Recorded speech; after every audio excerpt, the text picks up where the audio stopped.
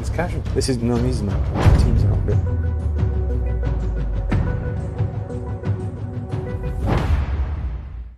Welcome to the Northern Business Podcast, regular discussion with people in the north of England who lead businesses, they employ people, and they've got some of the ideas to help the economy grow. The Northern Business Podcast is produced by Recognition PR. We serve dozens of companies in different sectors across the country, some of which are occasionally on the podcast. We're kindly sponsored by Virtue Motors plc, one of the top automotive retailers in the UK. It's got dealerships all over the north and has some of the best brands. It also includes the successful commercial vehicle retailer Vans Direct. I'm Robb, and join me presenting today is Jamie Collis. That's fair. And in the studio we've got Terry Walsh, who's the CEO at Materials Processing Institute, and Martin Walker, editor at the business magazine, Tees Business. And you can only see it in parts of the northeast, but for northwest viewers and listeners, can I assure you, it's a good product. So, just catch up on this week. We've had a very busy week. Yeah, it's been all over. I think one of the things that stood out for me, I was at a business networking event. It was a celebration event for a client up in Newcastle, RG Rycroft Glenton business advisory firm. They have an annual drinks. But there was a real mixed mood there. Positive because everyone was celebrating and everyone was enjoying, the hospitality and all that. But also positive about there's going to be a lot of activity, a lot of stuff going on in terms of corporate finance deals and things like that. I think because of this impending corporate capital gains tax issue. So there might be a flurry of activity, a sort of race for gold, and then we'll see what happens. A feast, then a famine. Yeah, it sounds very much like it. I've been working with Virtue Motors, our sponsor, I should say, but another plug for the sponsor. They've been issuing their annual results. It's interesting. Virtue Motors is now the largest firm in northeast England by turnover, well over 4 billion, nearly 5 billion pounds a year turnover, bigger than Nissan even. Anyway, I bought 3 cars. You bought that? That's pretty good. Anyway, they've held their own, even though the car market is down a bit. But the interesting thing is that electric vehicles, or BEVs, you'll see BEVs. She's not a young woman. She's actually battery electric vehicle. That's what it stands for. Right. And the BEV statistics show that there are fewer electric vehicles on sale in the country. In fact, the sales volumes went down by 7%. But Virtue Motors managed to buck that trend and increased its sales of them by 10.9%. So I've got one of them. Yeah, so, you've got one of them. Fully electric, I am. Fully electric. Fully electric. I'm only half electric, but there we are. Well, it's an age thing. Let's talk to Terry and to Martin. But first of all, folks, could you tell us each, just for a couple of seconds, a little bit about your organisations? Materials Processing Institute is a very interesting organisation because it hasn't developed as a business in the conventional way at all, has it? No, I mean, we're classed as what they call an RTO, so we're effectively a research institute, although increasingly we're diversifying more of what we do into the commercial third-party market. And effectively what we do is we do the hard graft to solve the decarbonisation challenges, well, globally, but certainly for the UK, particularly in the material sector. And for us, that means steel, cement, glass, ceramics, and we're part of a number of institutes like FISC, for example, and we are tasked with coming up with the material solutions going forward to future-proof British industry. And you are based, when I was a teenager, where you are based now was always regarded as the science bit of British Steel. It was the labs. Yeah, well, we actually in December this year we'll be celebrating our 80th anniversary. Although for the last 10 years we got carved out of Tata Steel as it was then in 2014. So we're celebrating our 80th anniversary and our 10th anniversary of being a standalone company. So, but we've been around for a while. Amazing. Yeah, fantastic. Mike, over to you. 30 seconds. Give us your elevator pitch. What is it you do? So Tees Business is the voice of business for the Tees region, launched in the spring of 2015. So we also celebrate our 10th anniversary next spring. So we promote businesses to the Tees Valley region. We've been doing that, like I say, for nearly 10 years through our printed magazine publication, but we're also strong online through social media, networking events and business awards events as well. Right. Well, let's have a little bit of a drill down into what Terry's talking about, because this is a very interesting cutting edge element of work. Even though you've been doing it 80 years, your labs there, the future of some of the heavy industry in the UK can be based on some of the research. Tell us the kind of things you're currently looking at. What are the exciting projects? I guess the most prominent is, and the most exciting is, at the end of last month, Tata Steel closed their last blast furnace in South Wales. So the UK now is primarily, there are a couple of assets that still make some steel, but the UK now is one of the only Western economies that doesn't meet its own requirements in steel production. And that's obviously a very bad thing for the employees in South Wales, but it's a short-term measure because the government are actually supporting a big investment programme in two separate areas to reinvigorate UK steel. So they're given £500 million to Tata Steel to implement new technology. So the old technology is very polluting. It's the old blast furnace technology is what you'll hear referred to. And that technology produces about 2.4 tonnes of CO2 for every tonne of steel produced. The new technology, which is called electric arc furnace or EAF, that, if you use renewable energy with hydrogen reduction, etc., that can produce 0.15 tonnes of CO2 per tonne of steel going forward. And all of the investment going in, so the money that's going to Tata, there'll be investments by British Steel as well in EAF technology. And there is also a £2 billion sovereign wealth fund which has been earmarked for more steel investment. All of that will drive the future growth of steel UK, all in EAF. So we will be the greenest Western economy with the lowest carbon footprint in producing steel. And at MPI, we have the only 7-tonne EAF pilot facility with a continuous caster on the back end and the capability of utilising any grade of scrap steel as the raw material. That's the only facility of its kind in Europe. So the future steel plants that will open in the UK will be based on some of this technology you're piloting? Yeah, absolutely, yeah. And you talked about the green result in terms of the statistical carbon that it produces. Are there any other results? Is it cheaper? Is it quicker? Are there any other gains from using this technology?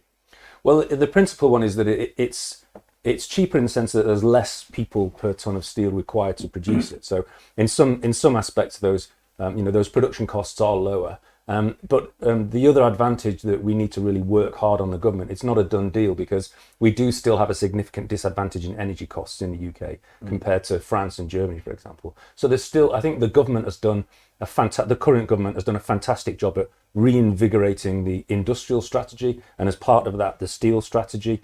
There is more to be done though, and we still need to work hard on certain aspects of that to make it a joined up thinking solution. I was watching the GMB union guy, Gary Smith, and talking about how there is a pursuit of net zero which is more ideological than practical, and that results in blue collar workers feeling the pressure, and it is resulting, in the case of steel, in a gap in sovereign capacity. Everything you just said, it would work, it will come to pass, but it's been pushed through by regulation and by the way the market has worked, maybe too soon. Well, I don't think too soon is too soon. I mean, this will be driven by the general public. People care about the environment and they care about climate change, and they people are smart enough to see what's going to be happening in the future, and you have to make the changes now in order to deliver that future. So I don't agree with the statement that it's too soon. I think the advantage we will have once we start operating these new EAF furnaces in 2 years in Port Talbot, South Wales, and a little bit later in Scunthorpe and up here on Teesside, then that is our journey to being the most advanced Western economy with the greenest steel production. So right. I don't think too soon is too soon. This is just a great example, isn't it, Martin, of what's happening in this area. The innovation that comes out of Teesside, the stories you hear all the time about that was founded in Teesside, that goes back, a couple of 100 years, but it's still happening now with this green agenda. From the sort of events that you hold and the businesses you're talking to, you're seeing this development of innovation all the time, I'm assuming. Yeah, absolutely, and also especially in the digital and tech sector as well, on Teesside, which is quite strong. You've got the likes of Double 11, Behaviour North, and they're working on lots of innovative stuff around games development.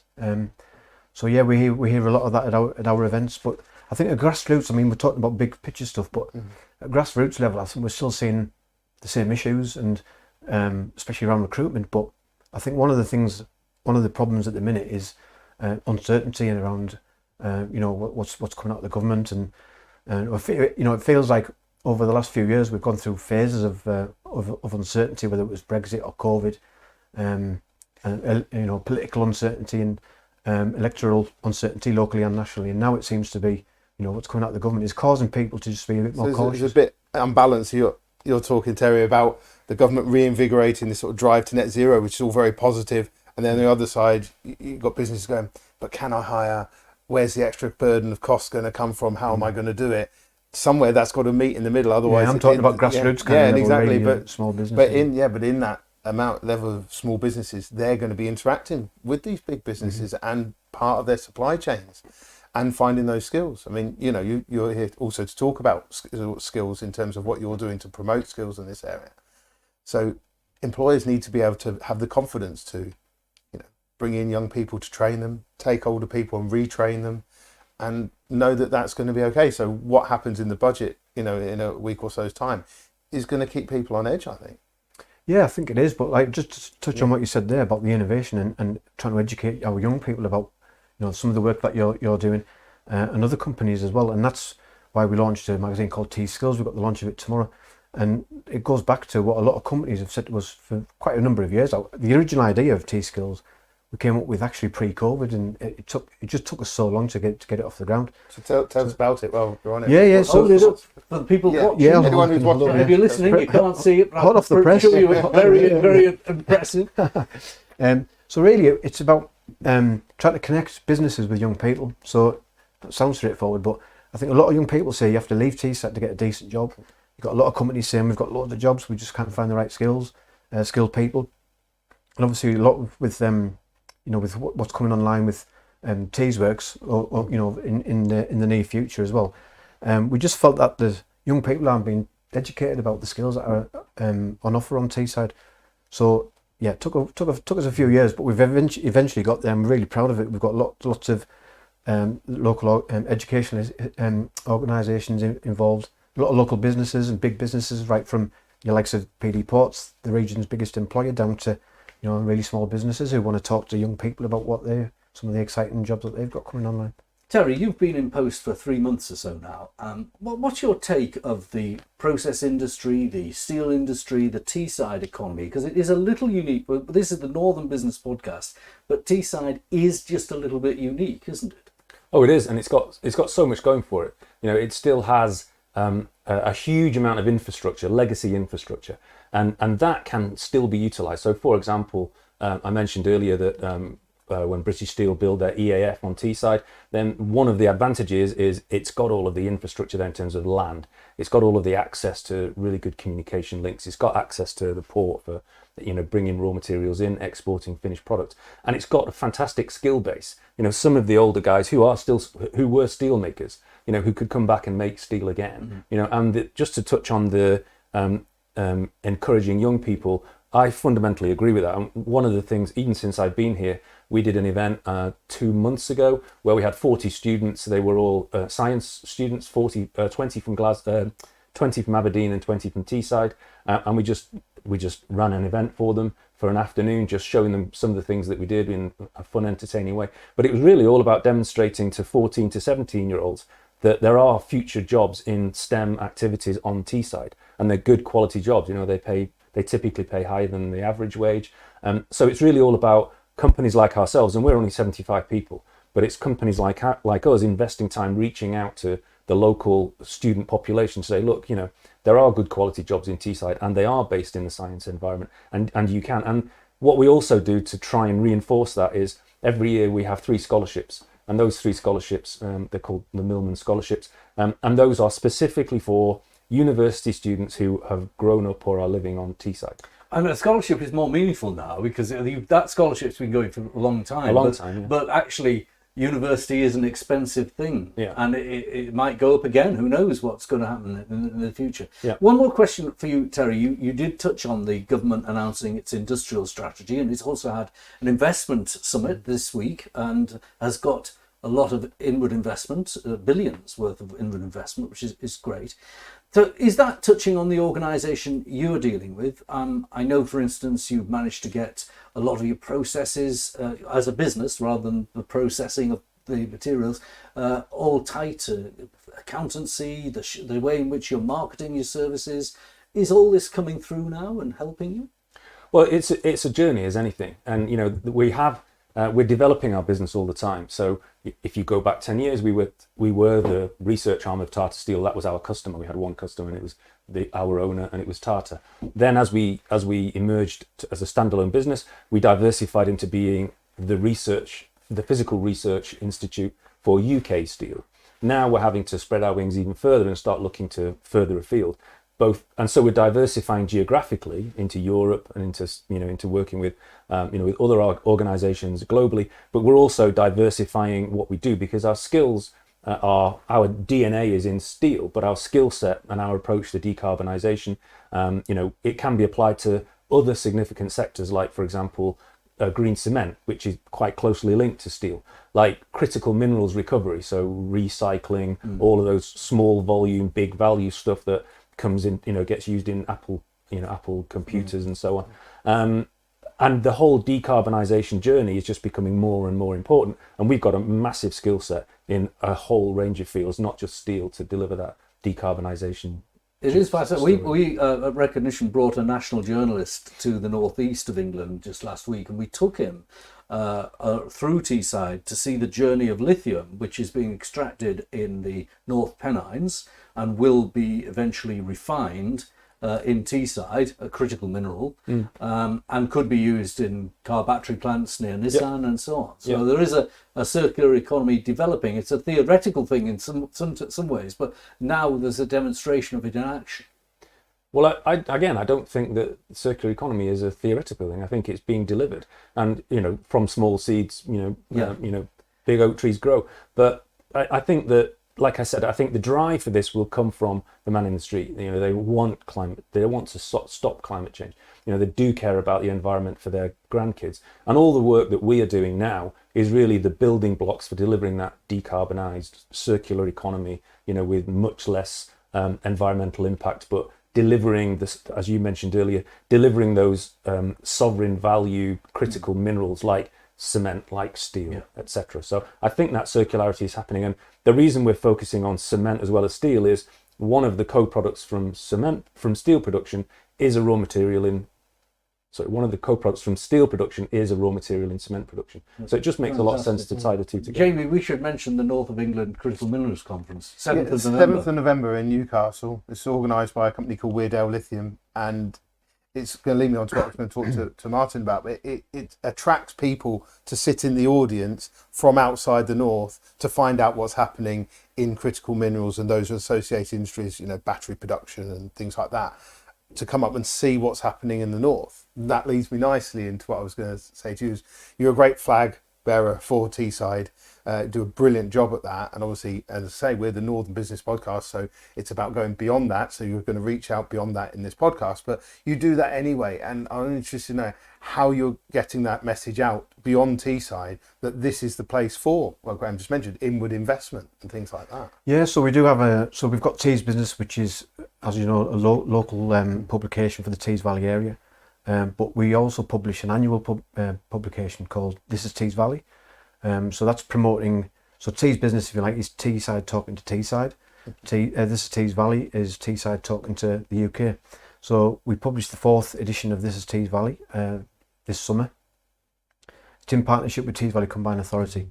So we publish, we print 10,000 copies of This is Tees Valley, and probably about half of them are circulated around the UK via a mailing list. So we've bought in various mailing lists, but they go to events. So we've got UK REEF, for example, in Leeds, and circulate them there. But they're also circulated locally around the Tees Valley area as well. And it's gone really well for us. It's more about, like I say, promoting. We all know how great Teesside is, but it's about promoting the area beyond our boundaries, if you like. Martin, are you noticing among the business community in the area you serve, and also the readers, that there is hesitancy and a little bit of worry? There's some good stuff. Today, inflation's come out at 1.9, so it's 7%, and we might get interest rates down at last if that happens. That will come down once, but it might be twice. and of course the investment I talked about. So that's the good stuff. But I notice when I talk to people in business, there is some hesitation and worry.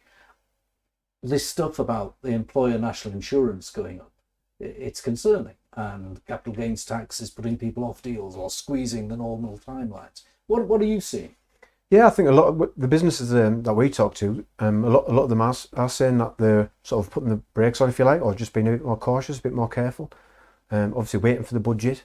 There's a lot of things that have been speculated already, and some of the employment stuff I think is putting people off recruiting.